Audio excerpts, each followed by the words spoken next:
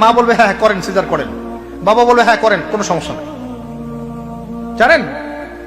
এবং এর পিছনে লাখ টাকা, 2 লাখ টাকা, 5 লাখ টাকা নির্দ্বিধায় খরচ করা হবে। বিজনেস, টোটাল বিজনেস একটা। ক্রিটিক্যাল অবস্থা এক জিনিস, আর নর্মালি সবাই গণহারে সিজার করছে আরেক জিনিস।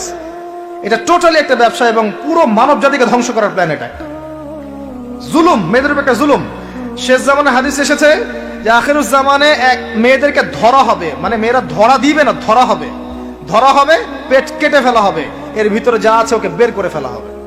স্পষ্ট টাটকা হাদিস। কেউ দলিল চাইলে আমাকে নক করেন, আমি দিব দলিল ইনশাআল্লাহ। কোন সময়ের জন্য অপেক্ষা করছেন? এই সিজারিয়ানস, এই ট্রেডিশনটা আজকে থেকে 50 বছর আগে ছিল।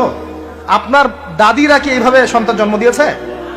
তাদের 11টা বাচ্চা হইতো, 12টা 15টা বাচ্চা হতো, আর আমার 1টা 2টাতেই সিজার লাগে।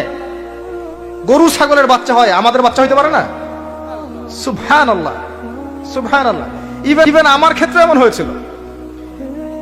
12 ঘন্টার মধ্যে না করলে আপনার ওয়াইফকে বাঁচানো যাবে না। বললাম ওয়াইফ বাঁচবে, নরমালি হবে, নরমালি করবে।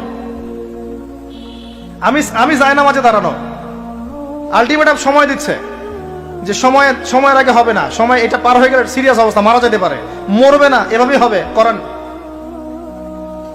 এভাবেই হয়েছে, এভাবেই হয়েছে। কি সমস্যা?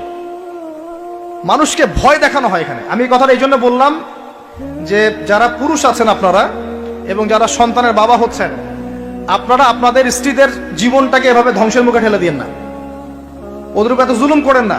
আল্লাহ পাক প্রাকৃতিক নিয়ম দিয়েছেন, এভাবেই বাচ্চা হবে ইনশাআল্লাহ। ক্রিটিক্যাল অবস্থা এক জিনিস, একটা ক্রিটিক্যাল সিচুয়েশন হয়েছে তখন আপনি করতে পারেন, সেটা আলাদা বিষয়। নর্মালি এমন একটা ট্রেডিশন বানাচ্ছেন কেন? ঘরে ঘরে সিজার, কি দরকার আছে? আশ্চর্য একটা ব্যাপার, আশ্চর্য। এরপরে দেখবেন আরো 2 বছর তাকে এই বোঝা বয়ে বেড়াতে হয়।